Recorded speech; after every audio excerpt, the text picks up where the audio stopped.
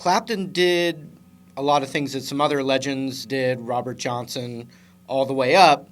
But this one, for me, is inspired by Clapton, and it's using a couple of little sour bends in your basic pentatonic. So what I'm going to do is I'm going to play the A minor pentatonic scale,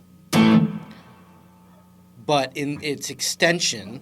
So it'd be 3-5 on the E, 3-5 on the A, slide up to the 7, then 5-7, 5-7, then slide up with the ring finger. But then we're going to do a little finger transition to our index on the 8th fret of the B to ring finger on the 10, and then 8-10. And then we do it backwards. Ring finger. That's the root. Gone over this a lot, but the concept is we're just gonna add these little almost out of tune sounding notes, which are great for the blues, plus just great because we can do it on guitar. You can't do these notes on like a piano or a lot of other instruments. So anyway, when we do that extension on the E string, we're going to bend this 3rd fret just to the point right before it sounds really out of tune. And then we're going to play this root note. So you're not going to hear it bend back down. You're only going to hear it go up and then boom to the root note.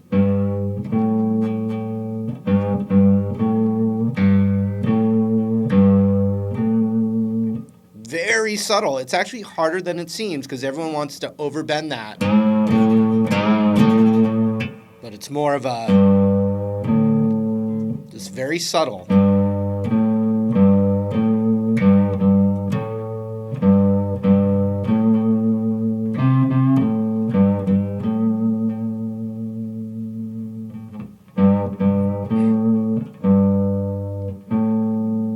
Then we do the same thing on the A string.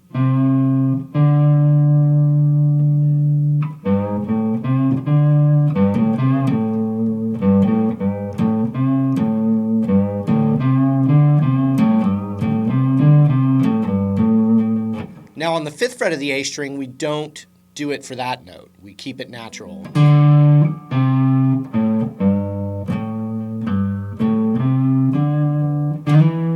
And then we use that transition up to the 7th fret of the A, and we don't do that bend there. We only do it right here on the D string again on the 5th, and the G string on the 5th.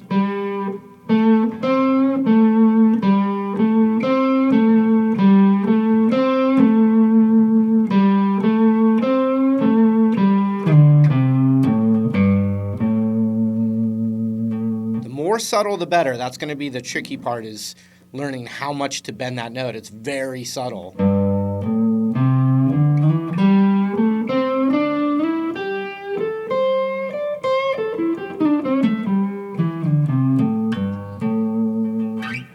Now you're going to follow that through with the 8th on the B with that little bend, to 10, no bend, and then the same thing on the high E.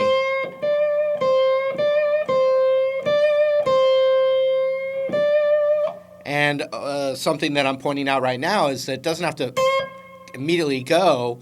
That subtle bend can be really slow.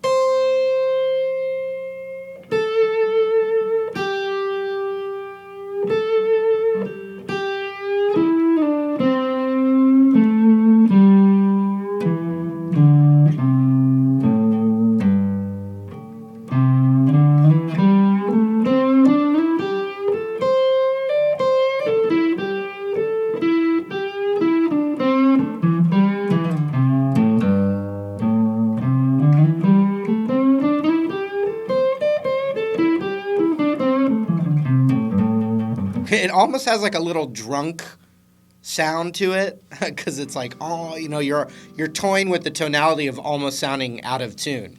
But you don't have to just do it in that extended run. No, I just use that as an example, kind of a jumping off point where you can see it in those different positions. But But, anytime you're in any of those three areas, just keep that in mind.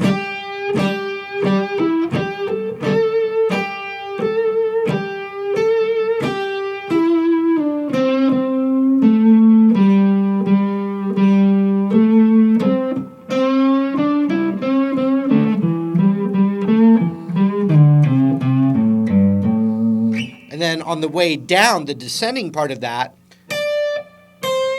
you can still do it.